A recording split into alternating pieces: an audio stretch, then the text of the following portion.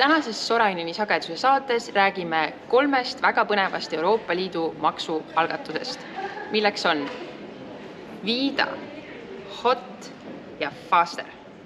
Tere tulemast kuulama järjekordset Soraineni sagedust üle pika aja. Mina olen Maarjo Sõrm. Täna minuga teeb debüüdi siin minu võluv kolleeg Heleri, tere! Heleri Maidlas ja külas on meil 2 maksuõiguse eksperti. Alustaks heast kolleegist Wernerist. Tere, Werner! Tere! Werner on siis meie maksuõiguse ekspert, vandeadvokaat Silm. Täpselt nii. Just. Ja suur rõõm, au ja uhkus on tervitada Rahandusministeeriumis siis, ma loen selle nüüd maha, mis siin tiitel on, maksupoliitika nõuniku Helen Pahapilli, tervist! Tervist! Ütlesin kõik õigesti ikkagi? Jah. Maksualaste saadetega on tavaliselt niimoodi, et olles need varasemalt teinud, siis minu aju kipub ennast nagu välja lülitama nende akronüümide juures. Neid on hästi palju, nende sisu on hästi tehniline, väga raske on päris inimesele ikkagi orienteeruda nendes kõikides algatustes ja mõtetes. Aga ma tean, et Heleri on ette valmistanud suurepärase memo. Ja ma olen valmistanud memo, mis hõlmab ikkagi seda, et saatekülalised ise hakkavad siis neid raskeid lühendeid defineerima.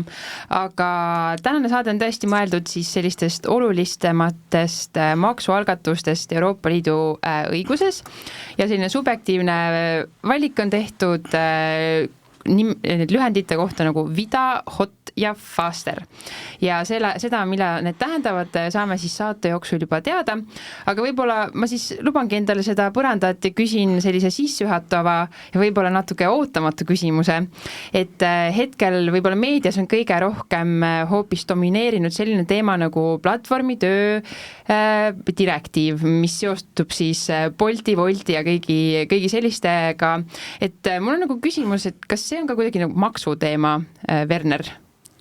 Vida raames me hakkamegi tegelikult ka rääkima platvormide maksustamist ja käibemaksu kinnipidamiskohustusest, aga platvormide kohalt, eks see nagu regulatsioon iga-aastaselt muutub ja eks siis Euroopa Liit proovib järjest enam tegelikult platvormidel erinevaid nagu halduskohustusi juurde panna, et kui me vaatame kas või täna seda deklareerimiskohustust, mis platvormidel on, kus tuleb siis iga-aastaselt esitada tegelikult informatsiooni nende isikute kohta, kes siis kas platvormil on tööd teinud, müünud kaupa, osutanud teenust, pakkunud kas või kodumajutust ja nii edasi, et see informatsioon jõuab lõpuks ka ikkagi meie Maksu- ja Tolliametini. Ja eks selline see esimene samm, eks me kindlasti vaidleme ka selles osas, et kas ja kes on ikkagi teenusosutaja, aga ma arvan, et sinna me täna ei lähe, aga neid küsimusi, mis platvormide kohalt tekib, arvatavasti tänase Vida ja platvormi töö direktiiv ei ole kindlasti nagu see lõpp, et kindlasti sinna seda regulatsiooni tuleb nagu järjest enam juurde, kus me võiksime võib-olla näha seda lõppu või kus me võiksime näha, et see muutub nagu tavaliseks regulaarseks nii-öelda äritegevuseks, kus enam nagu mingisugused suur üllatus ei ole võib-olla 10 aasta pärast. Kus me nagu näeme, et platvormi töö iseenesest on muutunud nagu selliseks täiesti tavaliseks osaks meie nagu igapäevaelust, kus nagu regulatsioonid on jõudnud järgi, kus me räägime võib-olla platvormi töö ja platvormide enda maksukohustuse deklareerimiskohustusest ja seal nagu isikute kohta, kes seal teenust osutavad, nende kohustustest me räägime umbes samas võtmes, nagu me räägiksime sellisest täiesti tavalisest kinnisvaramüügist. Kui jah, kinnisvarm ikka natuke keerulisem, aga seal on ka natuke sellist nagu funki juures. Et ma arvan, et me jõuame kindlasti sinna, aga sinna jõudmiseni on veel nagu tükk aega. Ma arvan, et ei täna platvormitöö direktiiv ega ka nagu Vida raames tehtavad muudatused, kui need muudatused tulevad, ei ole kindlasti veel lõpp tegelikult platvormi töö reguleerimise osas. Ma võib-olla küsiks korra vahel, et olles meediat lugenud, siis mul on jäänud mulje, et Eesti on kuidagi mõnedes asjades üksi siis terve Euroopa vastu, et kas meil on siis mingi Bolti erikord siin mõttes või oskad sa, Helen, kommenteerida, mis siin siis praegu toimub? Meil kindlasti ei ole siin Bolti erikord mõttes. Meil lihtsalt me ikkagi mõtleme, et meil on vedanud, et meil on üks väga suur ja edukas ettevõtja ka Eestis, keda kogu Euroopa tunneb ja väga mugav on ajakirjandusel teha neid neid seoseid näha, et oleks neid ettevõtjaid rohkem, siis teiste nimed kerkiksid ka kindlasti üles. Aga mis puudutab nüüd siis seda käibemaksu digiajastu paketti, eks seda tähendabki see akronüüm VIDA, siis seal on tõepoolest üks element platvormide kaudu, platvormidelt teenuseid osutavate isikute käibemaksu kogumine.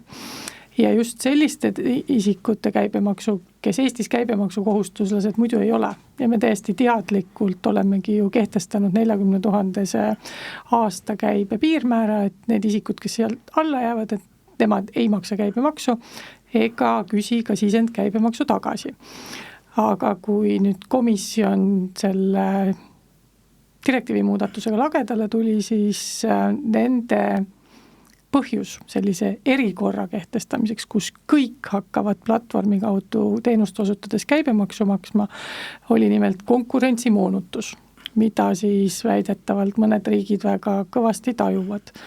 Ja meie ilmselt siis nii kõvasti mitte, et me oleksime nõus loobuma sellest käibemaksu neutraalsuse põhimõttest, ehk sellest, et see, kes käibemaksu maksab, saab ka sisend käibemaksu tagasi küsida. Ja sellepärast me olemegi praegu, no ma ei ütleks, et üksi jäänud, me oleme avalikkuse silmis üksi jäänud, et me ise teame küll, et teised riigid meid toetavad, aga erinevatel põhjustel on nad vaiksemad kui meie. Laril oli jah siin küsimus keelel juba. Jaa, ma tahtsin sealt öelda, et see VIDA, inglise keeles on siis Value Added Tax in Digital Age, on ju. Et võib-olla selline natuke laiem küsimus, et mis siis nagu selliseid raskusi või uusi väljakutseid see digiajastu endast kujutab, et see vajab kuidagi nagu eraldi reguleerimist või täiendavat regulatsiooni?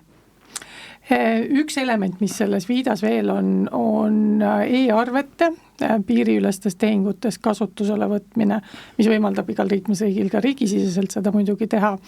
Ja siis nende piiriüleste tehingute kohta reaalajas info vahetamine erinevate riikide maksuhaldurite vahel. Ja see on üks element, et kõik kasutavad internetti, et milleks siis esitada, ma ei tea, kas paberarveid või siis sisse skännitud PDF-e, mida muideks paljudes riikides käsitletaksegi kui elektroonilise arvena. Et meil on sellised tehnilised võimalused olemas, et saabki genereerida vastavas süsteemis arve, mis võibki minna ühest masinast teise ilma isiku sekkumiseta. Ehk siis, kuna sellist süsteemi meil praegu ei ole ka direktiivis ette nähtud, siis võib see tekitada takistusi ja mõnel riigil võib olla ka motivatsioonipuudust seda, et neid digiajastu võimalusi ära kasutada. Ja nagu meie oleme siin Eestis ju näinud, siis see paberivaba asjaajamine on meie kõigi elu ikkagi kõvasti lihtsamaks teinud. Ja see hoiab ka kulusid kõvasti kokku ja see oligi komisjoni selline üldisem ja õilsam eesmärk. Mis seda platvormide siis käibemaksu puudutab, siis seal olles rääkinud erinevate, ütleme siis Lääne-Euroopa riikidega, siis nad, tunnetavadki seda, et selline internetis paiknev turuplats, nagu see platvorm on nüüd loonud võimaluse kõigile väga tõhusalt oma tooteid ja teenuseid reklaamida, et meile eilegi üks välisriigi kolleeg ütles jahmunult kusjuures, et mõelge, et igaüks võib meist panna kuskile Facebooki või Airbnb'sse oma korteri rendi kuulutuse üles.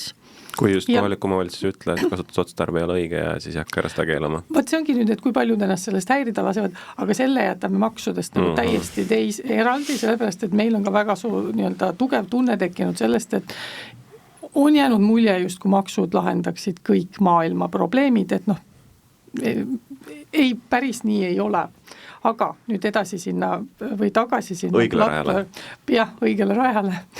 Et seda välisriigi kolleegi jahmatas see, et enne, kui sina tahtsid oma korteri panna üürile või rendile anda lühikeseks ajaks, sa läksidki kleepisid kuulutuse telefonipostile, bussijaama kõrvale, et turist tuleb bussi pealt maha, ta näeb, siin on tuba üürida.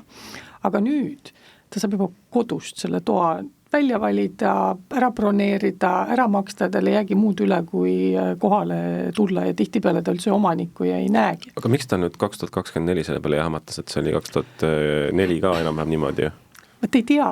see näitab lihtsalt seda meelelaadi erinevatest Euroopa riikidest, ehk siis tema niimoodi sügavam mõte oli selles, et platvorm võimaldab kõikidel nendel väikestel tegijatel kokku tulla, muidugi ka meie klientidena lähemegi platvormile just selle pärast, et meil on seal suur valik, nii me ise teame, eks valime hotelli, külaliskorteri, lossikese kuskil metsas või mida iganes. Ja see on tehtud meile väga lihtsaks. Ja mis tähendab seda, et kõikidel nendel väikestel tegijatel on klientidele ligipääs oluliselt paranenud, mis meie arvates on väga hea asi. Aga tundub teinekord pahandavat siis nii-öelda sellist traditsioonilist hotellimajutust. Kuigi, küsimus ongi selles, et kas me räägime identsetest toodetest, et tegelikult ju ei räägi. Aga lõpuks me seisame põhimõtte eest ikkagi see, et see, kes maksab käibemaksu, sellel peab olema õigus ka see käibemaks, sisendkäibemaks maha arvata. No lõpuks me tegelikult, kui me räägime, ütleme, et selle majutusteenusest, üliajalisest majutusteenusest kuni 30 päeva, et siis sellisel juhul me peame ka tegelikult arvestama, et täna tootele, nimetame tootele või teenusele, siis 22% käibemaksu juurde lisamine võib muuta tegelikult igasuguse kodumajutuse täiesti konkurentsivõimetuks. Et kui sa hakkadki valima, et täna võib, aastad ja aastad oli tegelikult meil põhimõte turul, et Airbnb laiemalt on odavam alternatiiv kohalikele hotellidele. Ja ta tegelikult ka pikka aega oli, täna võib-olla tõesti on lihtsalt see küsimus, et kas Airbnb on tegelikult odavam või ei ole odavam. Et kui sa hakkad vaatama, lähed näiteks Milanosse, vaatad Airbnb ja võrdled seda näiteks Radissoniga, kas seal on tegelikult enam seda hinnavahet või ei ole. Aga kui me nüüd täna sellele kodumõjutusele, mis eelnevalt ei olnud tegelikult käibemaksu koostamine võib-olla, ja ei lisanud oma teenusele seda käibemaksu juurde ja nüüd me lähme sinna, automaatselt lisatakse sinna see kohalik käibemaksu juurde, see 22%, ilma sisendi mahaarvamise õiguseta. Me tekitame tegelikult automaatselt olukorra, kus eelduse kohaselt need väikemajutad või kodumajutad ei suuda tegelikult enam teenust osutada. Sest neil puudub igasugune konkurentsivõime tänu sellele, et automaatselt see käibemaks seal juures on. Aga kas see ongi siis Eesti poliitika kujundaja see peamine argument, miks siis komisjoni ettepanekule siis nõnda vastu seista? See oli üks peamine argument, jah, põhimõtteline küsimus.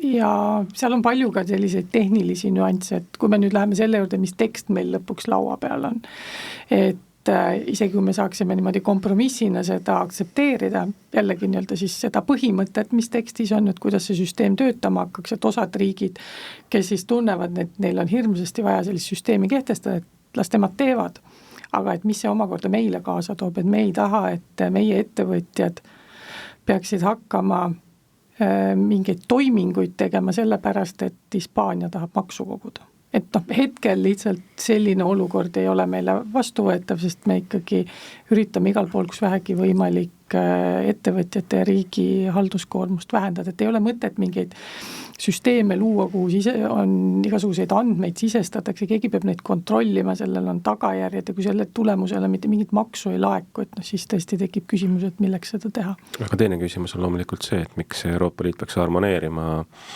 lõpuks mingit valdkonda niimoodi, et liikmesriik saab ise otsustada ja teine liikmesriik mitte otsustada, et mis selle point üldse siis on?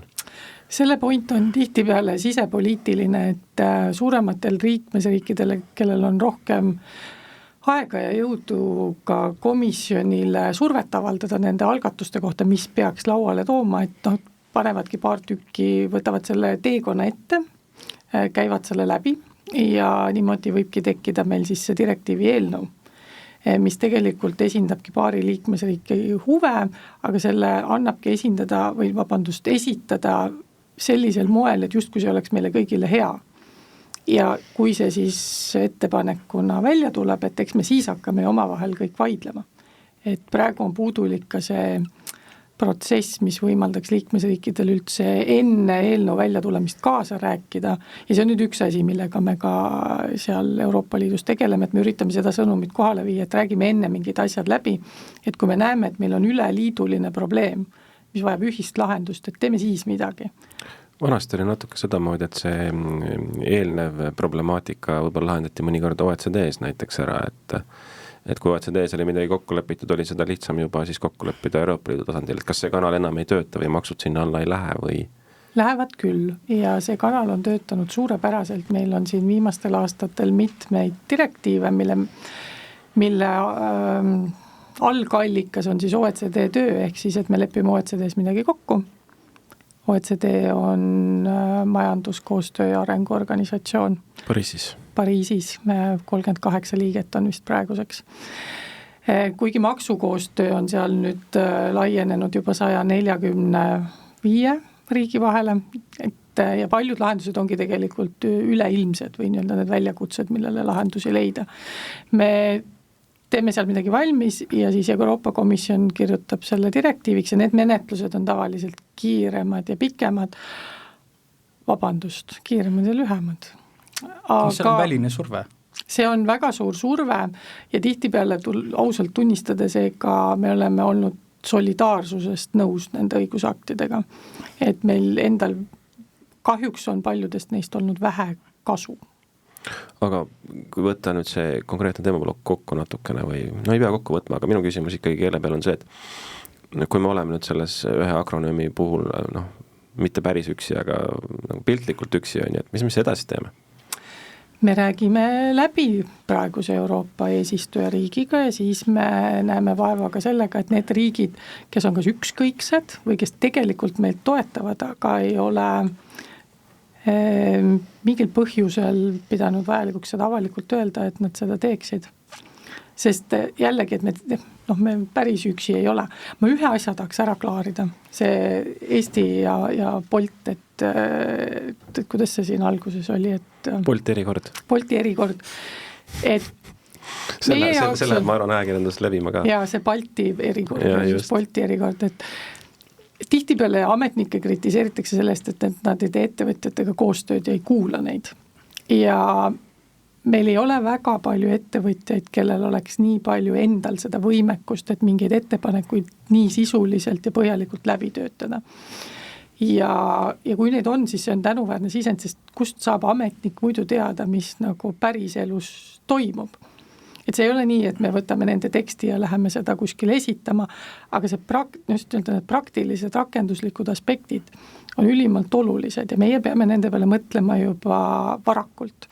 Ja me näeme, et meie välisriigi kolleegid ei tee seda. Sest kui meie juba näeme seda direktiivi eelnõu, meil hakkab kohe peas mingi asi kerima, mis käsib mõelda sellele, et okei, kui palju on maksuameti IT-kulu ja kuidas need kõik kuidas see algatus sobib olemasolevasse süsteemi. Aga kui ma räägin suurte riikide kolleegidega, kes nemad ütlevad, keegi teine kuskil mujal hiljem mõtleb selle peale, et meil on siin hoopis, ma ei tea, kas poliitilised probleemid või mis iganes. Ja see sisepoliitilise probleemi lahendamise märkus, mis ma enne tegin, aga ma mõtet ära ei lõpetanud, on see, et mõni riik ise tahab hirmsalt riigisisest muudatust teha, aga ta teab, et koduse poliitilise olukorra puhul see ei ole võimalik. Ja on jube hea näidata näpuga kuskile mujale, et kas OECD käskis või Euroopa Liit käskis, ütlemata see juures, et sa ise oled osa sellest. Et maksudes me ei saa öelda, et Euroopa Liidus otsustati või keegi teine otsustas, ei, et meie olime seal, kui meie otsustasime ka. Kas siis ühte või teistmoodi. Aga Heleril on jälle memost midagi üles leitud. Ma mõtlesin, et ma siiski annan võimaluse natuke laiendada seda Vida teemat selles osas, et Werner, küsimus sulle. Me rääkisime päris praktilistest asjadest selle puhul, mida see reguleerib või näiteks sellest, et mingi teenus läheb minu jaoks potentsiaalselt kallimaks tarbijana, ma saan väga hästi aru, aga võib-olla siis selle teema lõpetuseks siiski, mis on veel sellised põhilised asjad, mida ma ei tea, ettevõtja võiks kaasa võtta või kuidas see mõjutab veel õiguslikult meid? Ütleme, et kui Vida päriselt nagu läbi läheb, kas või ainult selle e-arvete osas, siis lõppkokkuvõttes korrata nagu Heleni sõnu, tegelikult lähevad teenused klientide jaoks odavaks või see halduskoormuse tõttu väheneb tegelikult see kulu. Kui me võtame puhtalt selle, et kui palju täna raamatupidajad veedavad aega selleks, et täita deklaratsioone, selleks, et esitada täna VD aruannet, selleks, et esitada käibedeklaratsiooni aruannet. Lõppkokkuvõttes, kui me nagu jõuame sellele tasandile välja, et meil on kõik e-arved, Meil ei ole küsimust enam selles, et kuna meil on see nii-öelda käibe tekkimise hetk, see on arve pealt, me arve pealt näeme tegelikult selle ära, me näeme ka tegelikult selle ära, kas ja kuna on tegelikult toimunud automaatselt makse selle kohta, me ei pea tegema tegelikult enam nii-öelda lisasamme. See oli minu arust ka kas Majandus-Kommunikatsiooniministeeriumi aruandes, vist reaalmajanduse aruanne, mis on siin mõni aasta tagasi välja andsid, tõid välja minu arust väga huvitava punktina. Me ei ole veel seda nagu Eestis suutnud reaalselt laiendada, aga nagu selle idee on selles, et raamatupidajast, kes on täna nagu kohati ainult andmesisestaja, peab saama tegelikult ettevõtte finantsjuht. Ta peab olema nagu suuteline, tegelikult talle antakse niivõrd suur andmepank kätte ja tema eest tehakse tegelikult see nii-öelda, nimetame seda mustaks tööks, tehakse see must töö ette ära. Sinu asi on tegelikult nagu suuta välja lugeda nendest andmetest, mis sulle ette antakse ja nendest ei saa kahelda, selles mõttes, sa ise oled tegelikult see arve sisestanud, sinu klient on seal need andmed sinna sisse sisestanud. Need arved on liikunud, need on süsteemist läbi käinud, seega nagu tegeleme pigem võib-olla nagu ettevõtte juhtimisega ja ärme tegeleme nii-öelda selle halduskoormusega. Et see on see, ütleme, et see positiivne osa, mis sellest vidas kaasa võtta. Kui me hakkame vaatama nüüd seda nii-öelda võib-olla minnes minu üks nagu põhiprobleeme, mis mul nagu vida, ütleme, selle platvormide maksustamise puhul on olnud alati, on see, et Euroopa Komisjon on tegelikult aastaid proovinud suruda, vähemalt minu perspektiivist lähtudes, suruda seda, et liikmesriigid tõstaksid järk-järgult tegelikult seda nii-öelda miinimumpiiri, mis hetkes tegelikult isik muutub käibemaksu kohustuseks. Kui me täna vaatame seda, et meil aastaid tagasi oli see 16 000, täna on see nüüd 40 000, me liigume järjest tegelikult enam selles suunas, et äkki me oleme varsti seal 100 000. Täna iseenesest, kui me läheme küll natukene Euroopa Liidust välja, aga kui me vaatame Euroopa tervikuna, siis UK piirmäär 100 000. Vaatame Šveitsi piirmäär, kui ma nüüd ei eksi, kas 90-95 000. Need on nüüd eurodes ümber kommenteeritud. Et lõppkokkuvõttes tegelikult need summad on nagu piisavalt kõrged, et võib-olla see kõige väiksem ettevõtja ei peakski olema tegelikult see, kes üldse nagu mingisugust käibemaksu kohustust kannab. Ja nagu riik soodustab ühelt poolt jubedalt seda, et kõik hakkaksid ettevõtjateks.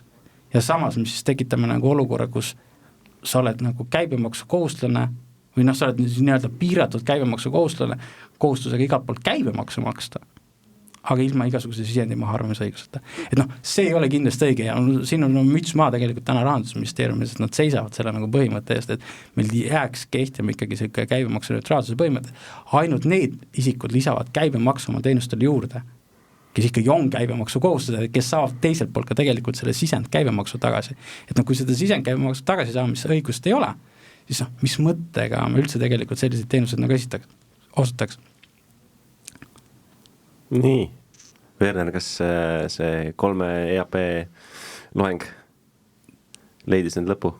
Jaa, kindlasti, jah. Jaa, aga ma tahtsingi seda tähelepanu juhtina sellele, et meil on aeg tegelikult minna väiksele pausile, et sa võid seda mõtet jätkata pärast pausile minekut, kuulates Soraineni sagedust, täna on meil maksueri ja esimeses saatuses me rääkisime ja teises saatuses räägime samamoodi tulevastest Euroopa Liidu maksualgatustest, mis meid ootab ees, kuidas Eesti Vabariik meie ees seisab, milliseid valikuid langetame ja kuidas oleks siis maksukeskkond suurepärane. Tulge pärast pausi tagasi.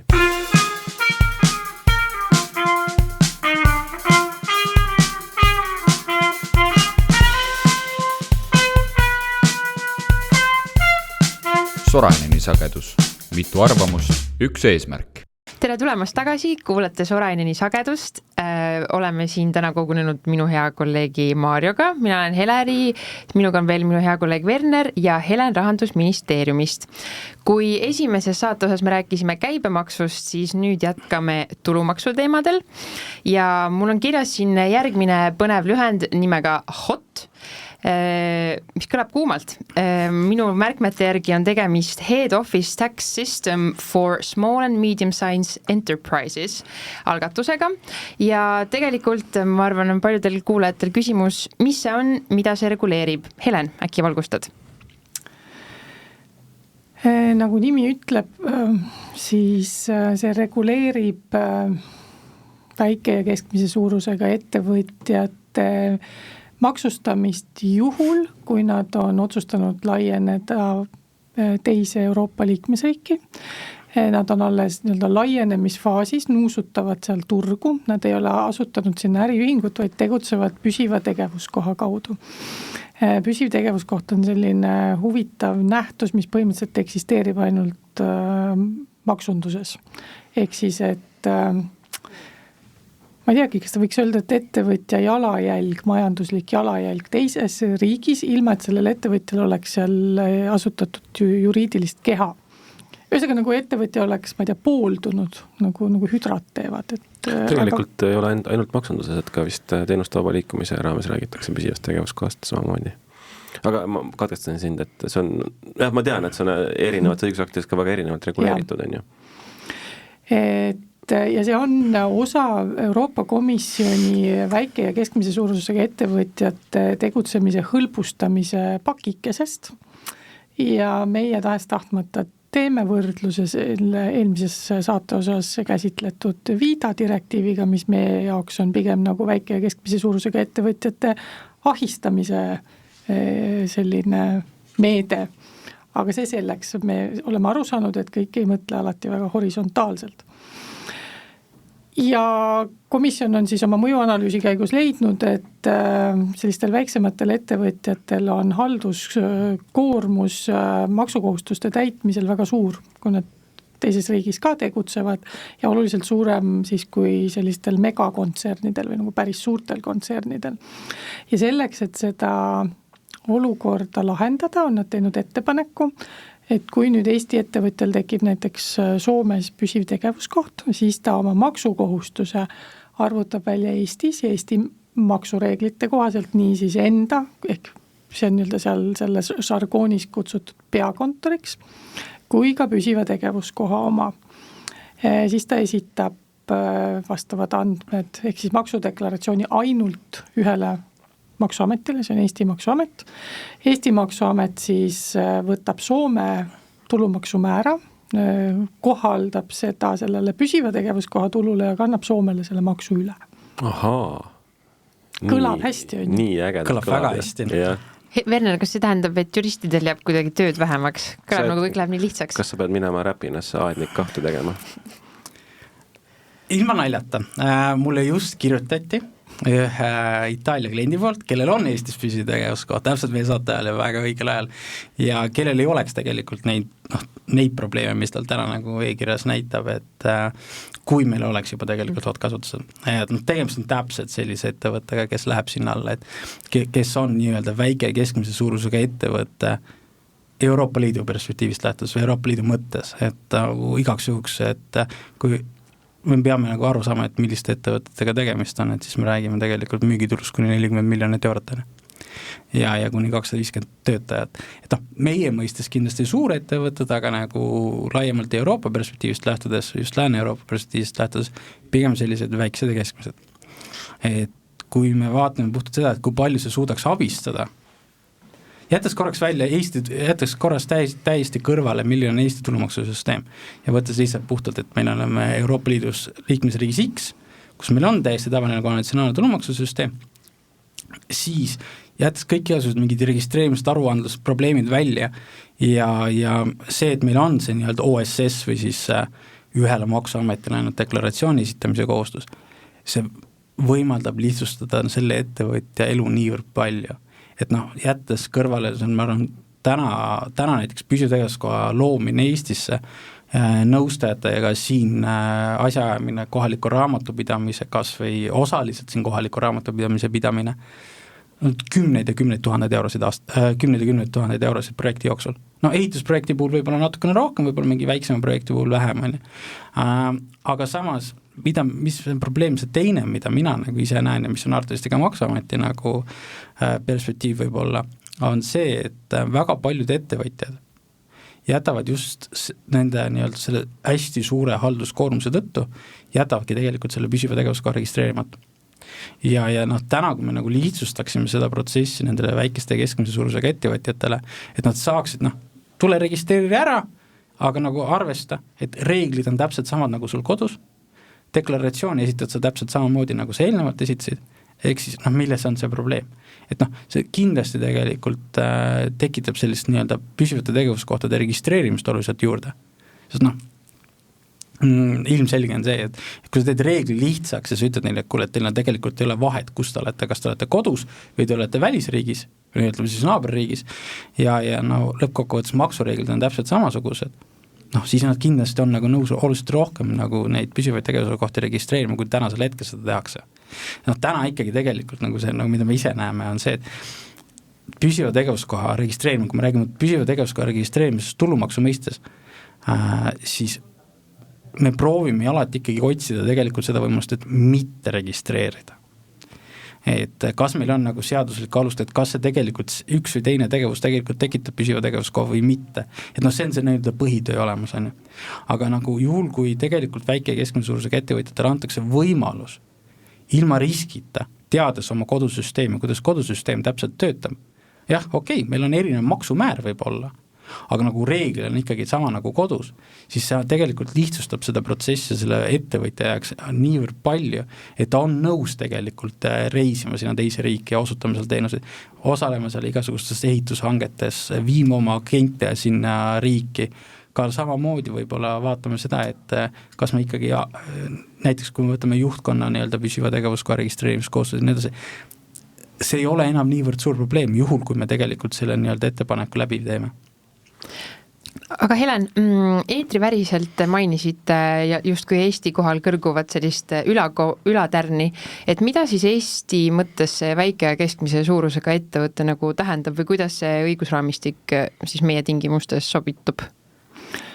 Euroopa Komisjon ei ole arvestanud sellega, et Eestis, Lätis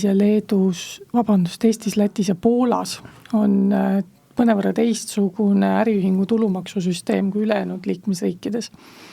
Ehk siis, et Eesti äriühingud maksavad tulumaksu siis, kui nad kasumit jaotavad, mitte iga aasta see siis maksustatava kasumi pealt. Ja nüüd on olukord selline, et kui see sama Eesti ettevõtja, kellest ma enne rääkisin, teeb Soomes püsiva tegevuskoha ja arvutab oma maksukohustuse Eesti reeglite alusel, siis Soome saab selle tulumaksu kätte siis, kui ta kasumit jaotab. Ja ilmselgelt see teistele liikmesriikidele ei meeldi.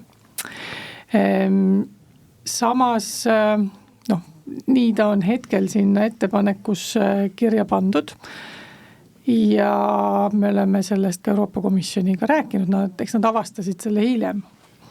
Ja siiani ei ole mingit sellist teistsugust lahendust meile pakutud ja siis on küsimus ka selles, et kõigepealt selleks, et see ilus asi saaks reaalsuseks, kõik see ilus millest ja hea, millest Werner rääkis, peavad kõik liikmesriigid sellega nõus olema. Meil ei ole väga palju kohtumisi olnud selle direktiiviga.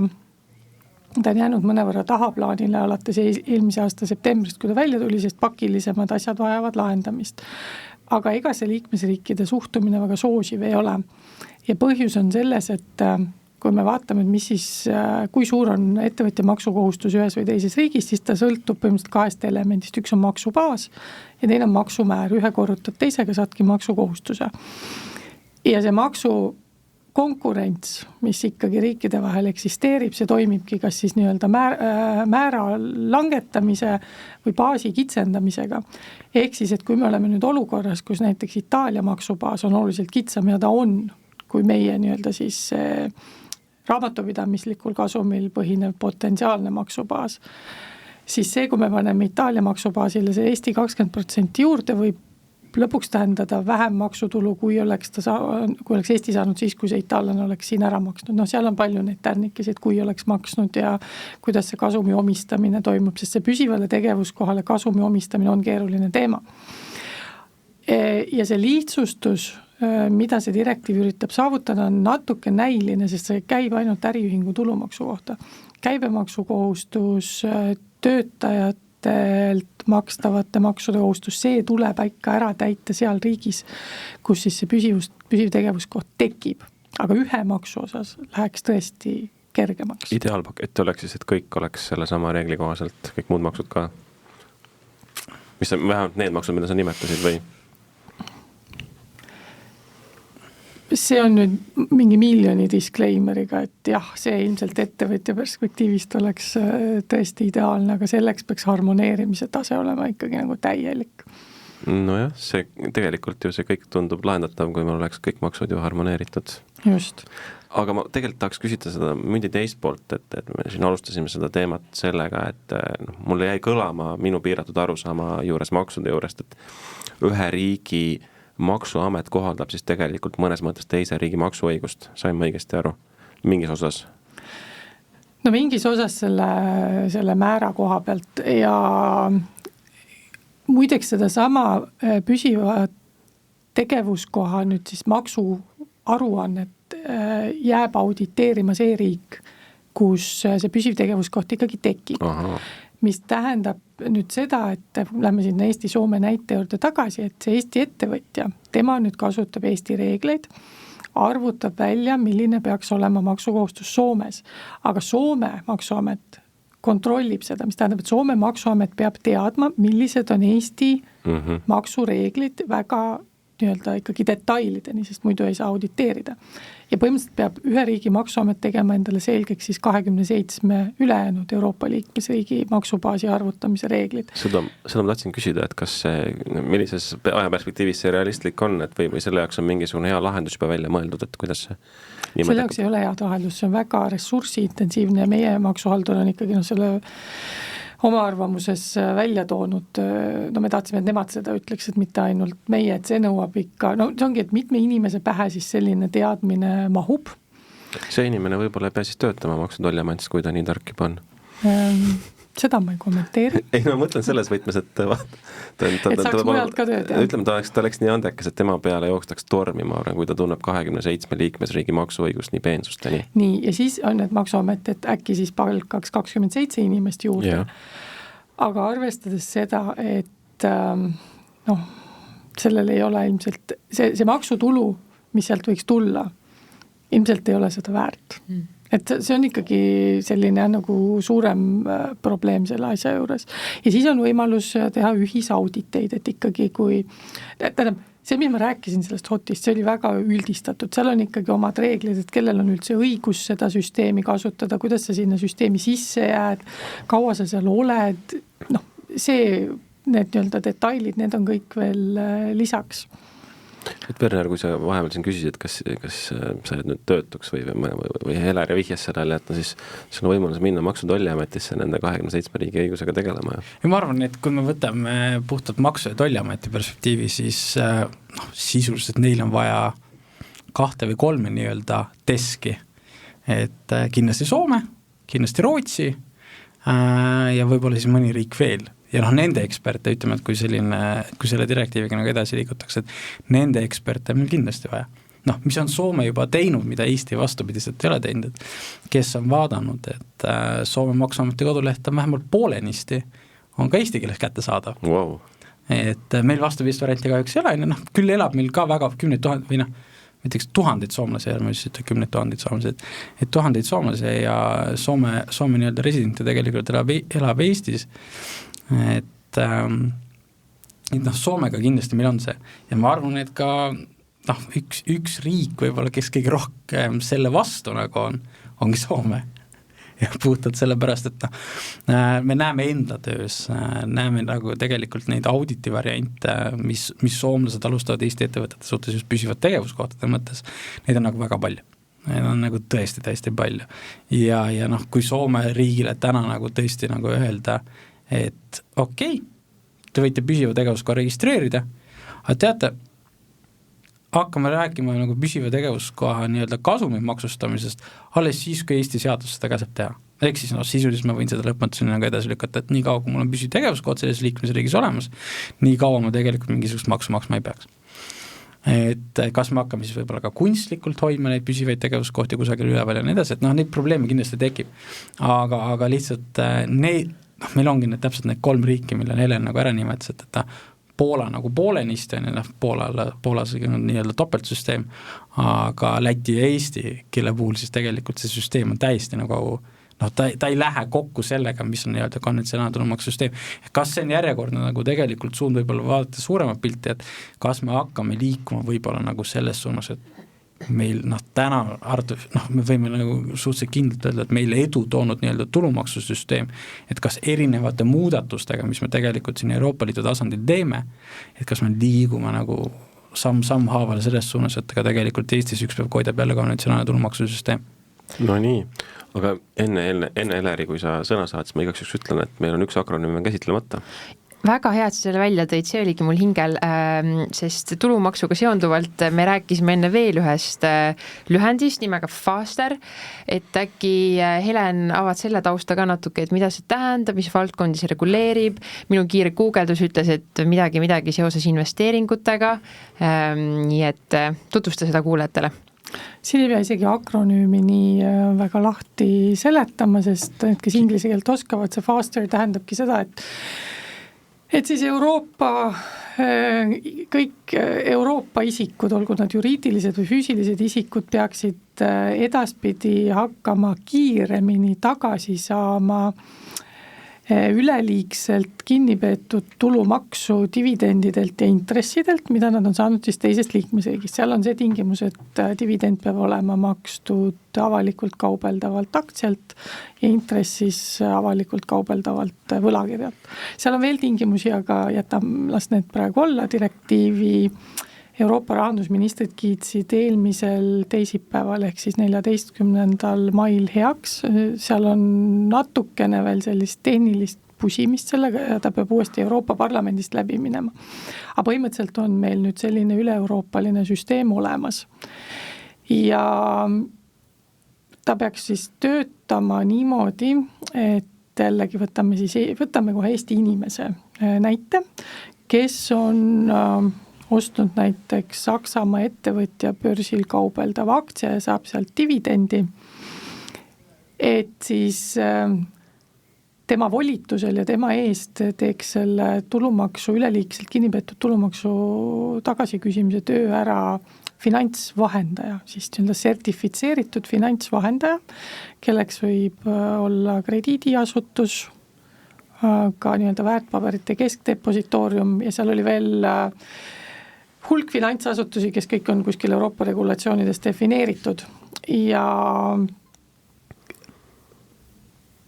nüüd lühidalt öeldes lõpptulemusena peaks tekkima olukord, kus Eesti investor saabki liigselt kinnipeetud tulumaksu tagasi ja ütleme niimoodi ikkagi 2-3 kuuga, kui kõik sujub. Küsimus sulle, Werner, kui Soraineni investeerimisklubi vedajale samuti, et ma saan aru, et ideaalis kõik need algatused peaks ju lahendama mingit praktilist probleemi, et kust see siis nagu on ellu kutsutud või et kas see on siis olnud nii ulatuslik mure, et see võtab kuidagi aega, see on raske protsess või et mis probleemi me siis praegu lahendame sellega? No see protsess, see miks see just tehtud on, see ongi just tehtud sellepärast, et see protsess iseenesest mingi enamaksu tulumaksu tagasi saamiseks on ülimalt ajamahukas. Siin on nende tõendite esitamine, see täna ma arvan, et ma ei ole ise kunagi tagasi küsinud, sellepärast, et lihtsam on maksta, kui tagasi küsida. Ja mina niimoodi olengi talitan. Kõik, kes kuulavad, saavad koheselt aru, et järelikult seda tulumaksu ei makstud ka ikka sinna nii palju, et seda oleks nagu mõtet tagasi küsida. Aga kui meil on nagu võimalus, ja räägime tegelikult siis suurematest summadest, et kui on võimalus tegelikult seda nii-öelda enamaksu tulumaksu tagasi saada ja Euroopa Liit saab sinna ja liikmesriigid ise saavad tegelikult sinna nii-öelda kaasa aidata, et seda protsessi olulisel määral nagu kiirendada ja see kiirus ongi nagu terve selle nii-öelda direktiivi võti, et kui nagu see on vähegi võimalik, siis tuleb tegelikult investoritele kindlasti nagu abiks tulla. Et see, mis nagu see põhiasi, mis sellega ju kaasab, on tegelikult see, et meil tekib tegelikult selline digitaalne residentsussertifikaat või tõend. Ja seda saab igaüks küsida oma kohalikult maksuametit, see ja vist on, kui ma nüüd peast ei eksi, siis seda vist tuleb väljastada juba 14 päeva jooksul, antakse see välja ja see esitadki lõppkokkuvõttes selle enda nii-öelda maaklerile, enda pangale, kuhu iganes, hardasti see on üks osa, kui me nüüd räägime sellest, et kui see asi nagu päriselt meile tuleb, siis see on kindlasti üks osa sellest, mida pangad hakkavad nüüd igakordse registreerimise korral küsima. Küsi maksuameti käest see tõend ära, meie tegeleme edasi probleemiga. sina ei pea rohkem sellega tegelema, meie tegeleme sellega. Ja see annabki tegelikult, see lihtsuses ongi võlu, et me lükkame tegelikult kogu selle nii-öelda enammaksu tulumaksu küsimise, me lükkame tegelikult kellegi teise mureks. Ja kui see on meil ikkagi IT-süsteemi põhine lõppkokkuvõttes, siis ei ole meil vaja sinna ilmatuma hulga inimesi tööle võtta, kõik asjad tehakse arvutite poolt tegelikult ära ja lõppkokkuvõttes investorina on täna ainult sellest võita. Küsimus Helenile, ma saan, et me oleme ka natuke lõpetamas oma saated, aga see tundub küll nagu mitte konfliktne teema. Mis on liikmesriikide arvamus siis selle algatuse osas või Rahandusministeeriumi seisukoht? Kui me kuulsime, et selline algatus tuleb, siis me mõtlesime, et jumal tänatud, lõpuks me saame puhta südamega täiesti siiralt millegagi nõus olla, et kui arvates, et ilmselt saab nii-öelda saatan olema detailides ja nii oligi. Aga kuna nüüd ministrid selle heaks kiitsid, siis see näitabki seda, et kõik liikmesriigid olid nõus. Eestis dividendidelt ja intressidelt mõne aja pärast enam tulumaksu kinni ei peeta. Praegu on osadel dividendidel tulumaksu kinnipidamise kohustus, nii et see puudutabki meid ainult seda kaudu, et meie investorid saaksid siis kiiremini oma tulud tagasi, aga mille üle me seal vaidlesime, olid just nendele siis meie pankadele ehk finantsvahendajatele esitatavad nõuded, et me tahtsime, et kohustused oleksid selged, sest kohustuste rikkumisest on ette nähtud vastutus ja väga raske on vastutada millegi eest, millest sa tegelikult aru ei saa. Ehk siis, et see vastutus võib meie pangale saabuda millegi eest, mis Saksamaal jäi näiteks tegemata.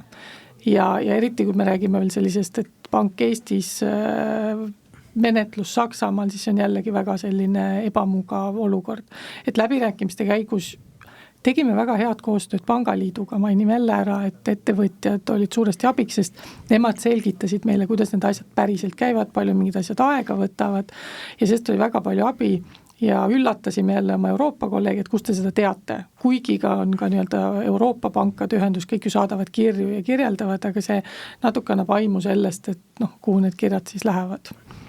Aga võtaks selle saatekese siis kenasti kokku, et Werner, sinu lõppsõna, lühikesed soovitused, mida sina tulevikult soovid näha maksude valdkonnas, võib-olla Euroopa Liidu poolt ja tõesti lühidalt, Werner? Selgust ja lihtsust. Selgust ja lihtsust. Ja.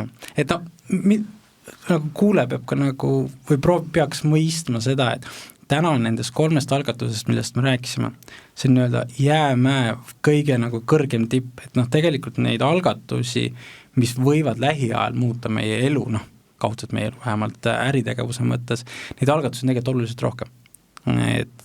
Aga kõikidest algatusest alati ei jõua rääkida, me valisime täna 3, mis käibemaksu perspektiivis vida nagu muudab tegelikult kõigi meie elu arvatavasti ja siis tulumaksu poole pealt siis hot ja faster, mis siis võimaldavad tegelikult äritegevusel investoritel äri teha paremini, teenida oma nii-öelda maksta vähem tulumaksu ja lisaks siis sellele, et väike ja keskmise suurusega ettevõtted saaksid tegelikult vabamalt äri teha nii-öelda teistes liikmesriikidest.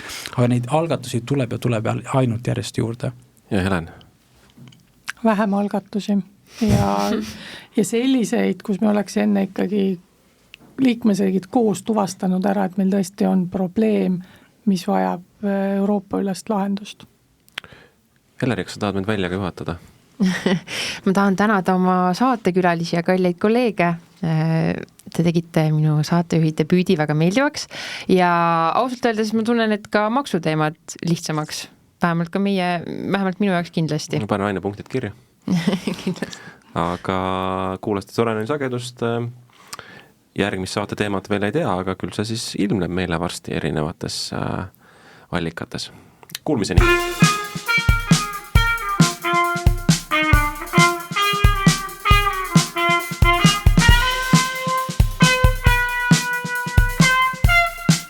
Soraineni sagedus. Mitu arvamust, üks eesmärk.